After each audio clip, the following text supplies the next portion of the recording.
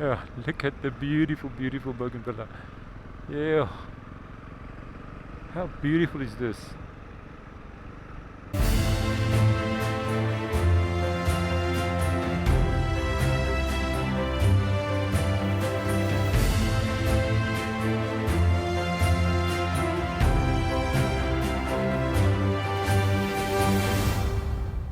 Good afternoon and welcome back to Vander's View channel. If you watched the last video, you will know that I ended up here in Goedverwacht, here next to the beautiful Moravian mission church that was built in 1846. Just magnificent, built from stone and clay. But the trip for today is continuing from here. And I say the trip for today, but this is actually a trip that will, well, go into tomorrow because the sun is about to set. And I'm going to make my way now to the place that I'm going to sleep tonight. So let's get going to depart here from Goedverwacht.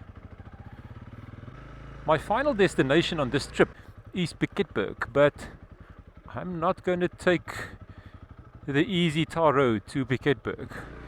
I'm going to go right over the top of Piket-Bo-Berg, and one of the reasons why I'm ended up in Goedverwacht is because one of the only two roads that I know that goes up the mountain to Piket-Bo-Berg actually starts here in Goedverwacht. So I'm going to take that one. It is a small back road. The other one is Versveld Pass, and that is on the side of Piket-Bo-Berg. That is much, well, that's a national road, it's tar road and so on, and I will take it down tomorrow, but now I'm going to take the back road. Let's get going. I will tell you very soon where I'm going to sleep tonight because it is indeed a very special place. If you've not watched the videos on how I ended up in Goedverwacht, in the previous video I rode all the way from Aurora to Goedverwacht on the back roads, and also the previous videos on this, what I termed the West Coast series. Please go and have a look. It's been a wonderful experience to bring these videos to you. If you want to first catch up on the previous ones, please go and have a look. But if not, just enjoy this one with me, the one from Goedverwacht to Piket-Bo-Berg, taking the roads less traveled. So to get to Piket-Bo-Berg, I need to take this little back road down here. It's a turn off to Poort, so I'm not even sure what this road is being called. But as far as I know, it mostly follows the Platkloof River. So the Platkloof River is the river we passed in the previous video, and I think we are crossing the Platkloof River here as well, flowing here through Goedverwacht. And we are simply following this dirt road now up the mountain. Now I'm looking forward to stay at a very special place at the top of Piket-Bo-Berg. The place I'm going to stay is a farm called Kruistementvlei, and this is a very special place because this is a farm that is absolutely dedicated to eco-friendly farming and sustainable farming. That is also the place where every last Saturday of the month the Piket-Bo-Berg Farmers Market takes place. So that is a very famous market, and people flock to that area to buy things at the market. The lady of this farm, her name is Rihet. Now, myself and Annelie, we've stayed here before, so I know what the farm looks like. We camped there. So I contacted Rihet about 2 weeks ago and I asked whether she can please have a room for me for the night. Now, I'm actually very grateful to Rihet because this is a long weekend, which is now Sunday the 27th of April. So tomorrow is also a public holiday. And to find accommodation for one person for one night is not so simple because typically the accommodation places are quite full over public holidays. So I'm just grateful that she in the end squeezed me in, and I'm going to stay in one of her, oh, I almost want to say nicer self-catering houses. It's called Hog House. So yeah, I'm certainly looking forward to a farm stay at a very special farm, and of course a very special location here on the top of Piket-Bo-Berg. This is basically a single lane road that will take us now all the way up. It is not very far to go, so from Goedverwacht it's only about 11 kilometers, but it's 11 kilometers of mostly uphill riding. Enjoy this with me, just look at this valley and Goedverwacht there below where the Platkloof River runs. Yeah, this road is winding itself up, but it is not in a particularly bad condition. I think any car can ride it. It is just one needs to take it quite slow.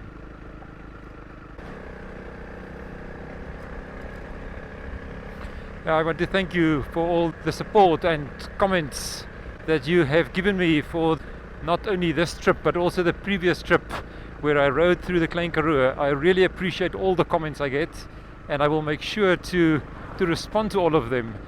Thank you very much. It's really encouraging to me to have so many people enjoying the videos. So I hope you will enjoy this video today as well.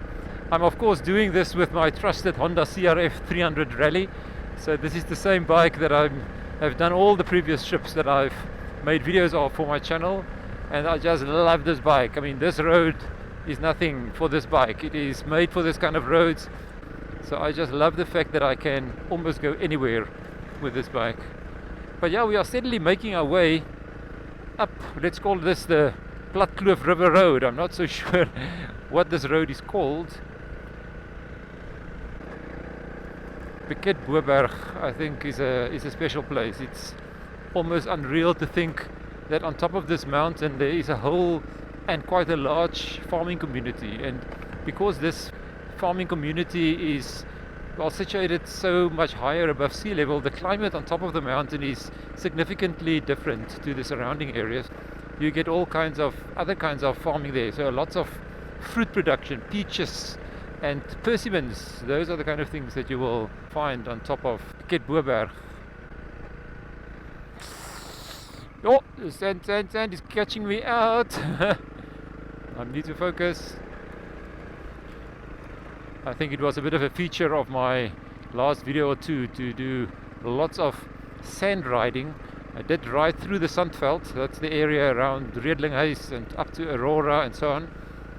But I didn't think that it's going to be this literal, that I have to fight my way through lots of sand. Even on the normal dirt roads, one is caught out by quite long stretches of sand, so you need to take it very careful. Now this road is climbing all the way.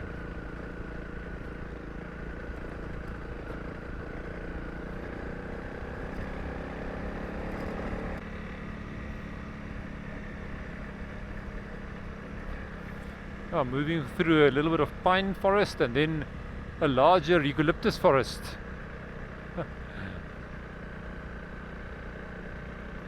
How is this for back road riding? Huh? I like to call these single lane tracks back road riding. Yes, wonderful. I'm loving this.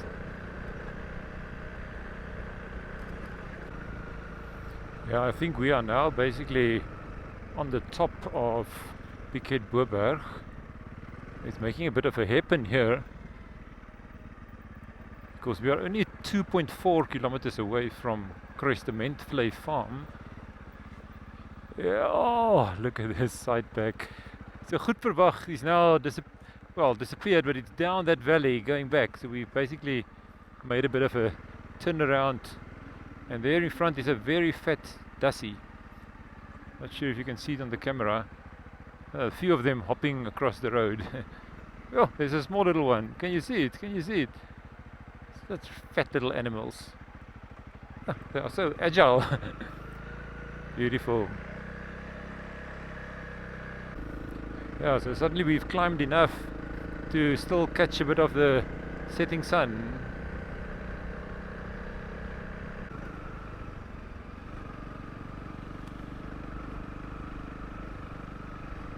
Yeah, look at the beautiful, beautiful bougainvillea. Yeah. How beautiful is this?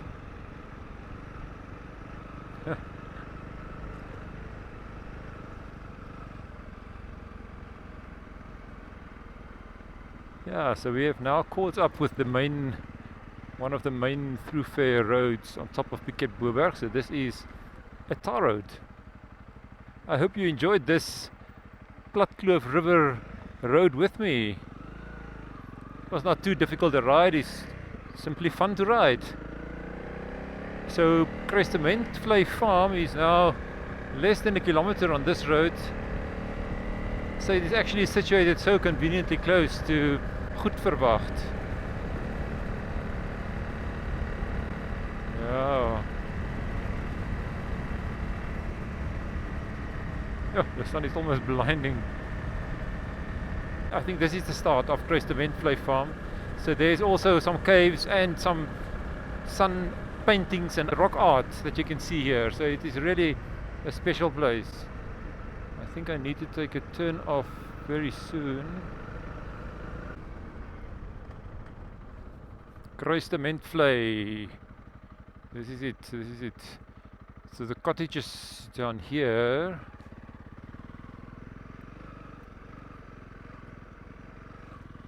Just look at this rock over in here.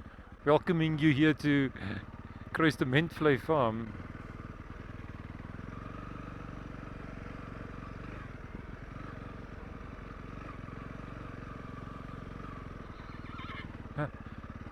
Our horse friend. And there's some trails that one can walk here. Just go and look at the rock art. No, this is just a special place.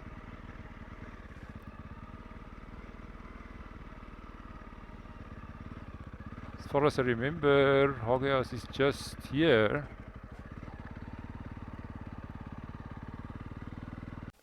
So I safely made it here to Kruistementvlei Farm, to this lovely cottage, Hog House.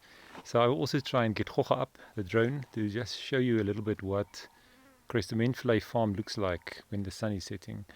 Let me just show you a little bit what Hog House looks like.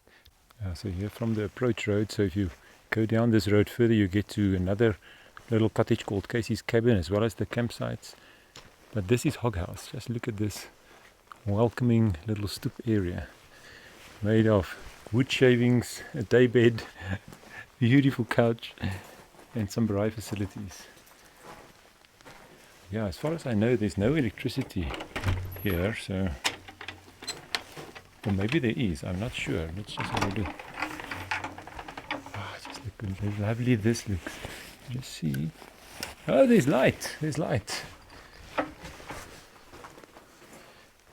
So this is the front door, and there's a lovely double bed, and there's a couch,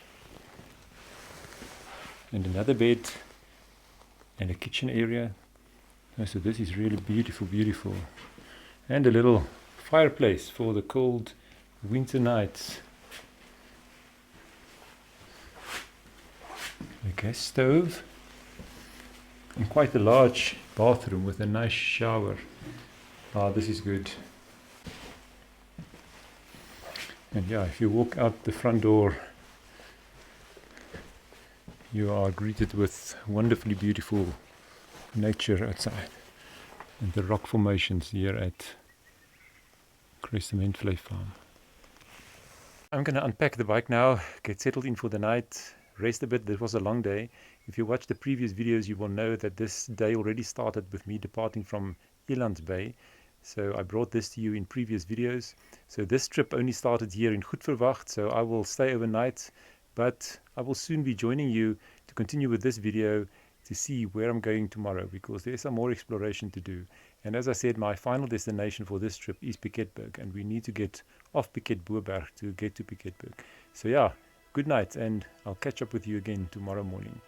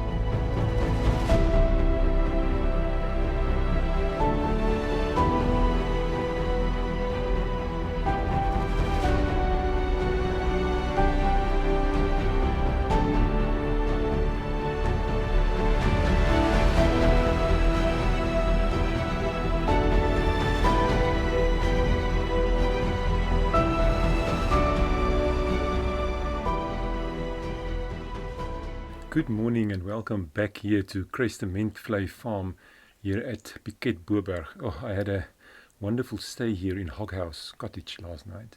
It was so quiet, so dark, very peaceful. I can really recommend Kruistementvlei Farm. This is a wonderful place to stay. So it is now around 7:30 in the morning. I'm getting ready to depart again from Kruistementvlei Farm. But before I do that, I would like to show you what I need to do from time to time in terms of bike maintenance while on the road. And this is to do with lubrication of the chain. Now with the Honda CRF 300 Rally, this is not as simple as it sounds, because the Honda CRF Rally does not have a center stand. So to get the back wheel off the ground is not a simple matter, and I had to get some way to do it. So today I will show you a bit how I do the chain lubrication. I'm going to do it now just in preparation of the ride for today. So let me just introduce you to I think a nifty piece of equipment that enables me to do the chain lubrication quite easily. I'm parked here next to Hog House cottage. So let's just have a look at this chain. Now if you do dirt road riding like I've been doing over the last 2 days or so, you can see that there's a lot of dirt and stuff clogging up on the chain a bit, and I suppose the chain is one of the most vulnerable moving components of the bike, and this definitely needs a bit of a clean and also some lubrication. Now as I said, the Honda CRF does not come with a center stand, and I also found out you don't get a product from Honda, even aftermarket, to fit. There's not even a third party that will fit the center stand to this bike. So this creates a bit of a problem because you need to be able to rotate the back wheel while you lubricate the chain. So let me just introduce you to a very nifty piece of equipment, and this is the so-called snap jack. Now this is a jack that you just by hand simply can lift up the back wheel. Now this is sold by Flying Brick in Cape Town, so I will put the link to Flying Brick. So this works for most smaller motorcycles. You probably will not use it for a really heavy bike, but I will show you how it works. But the first thing you need to do, of course, to keep the bike stable is to lock the brake of the front wheel. So this you do by a simple velcro little strap here that comes with the snap jack. So you can see it just pulls tight on the front brake. So if you now lift the bike on the back wheel, so even if I then stand here and I just push on the bike, you can see that it easily lifts the back wheel.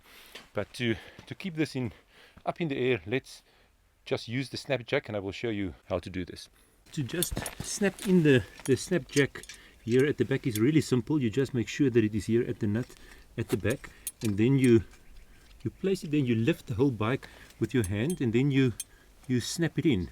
So it's got a nice snap to it, and then it is in. So there it's standing. The wheel can now rotate, and then there's also a nice safety mechanism that you put in here at the bottom, so that this cannot simply unhook itself while you are busy. So there the snap jack is now in place, and lubrication of the chain can start. So now with the back wheel up in the air, I can now apply the products to clean and lubricate the chain. So I make use of the B Max products. So this is the chain cleaner. So you simply spray it onto the chain and then brush and clean it a bit, and this is then the chain lubricant that one puts on the chain after it's been cleaned. So I also make use of this nice little chain brush. So you can see it's got brushes on 3 sides, so it's relatively easy to clean the chain with this. So this is the chain cleaner. I just put this on quite a lot of this, so that it can just loosen the dirt and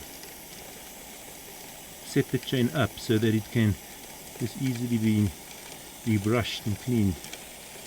And I also do it a bit on the sprocket at the back.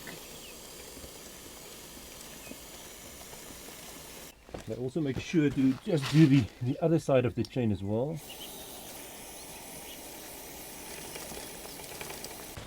Then using this 3-way brush, one can relatively easily just make sure that it is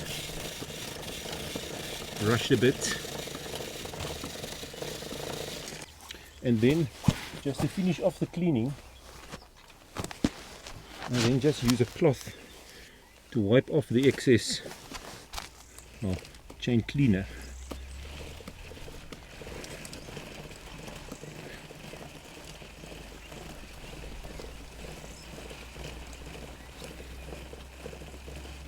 Wipe this part a bit as well. There's some sand and so on stuck there. So once this is now clean and dry, what I typically then do is I leave this for a few minutes for the chain to dry completely before I actually add the lubrication. So let me just leave this for about 5 to 10 minutes and then I will come back to do the lubrication. And so it's simply a case of then just rotating the wheel again and applying the lubrication. The sprocket a bit here at the back.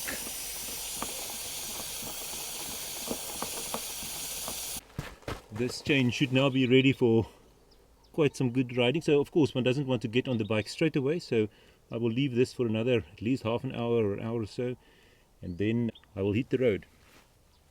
Of course the final step is then just to remove the snap jack again. So just take out the safety clip, then just slightly lifting up the bike, unclip it, and it is as simple as that. I hope you enjoyed that info on how I go about in cleaning my chain.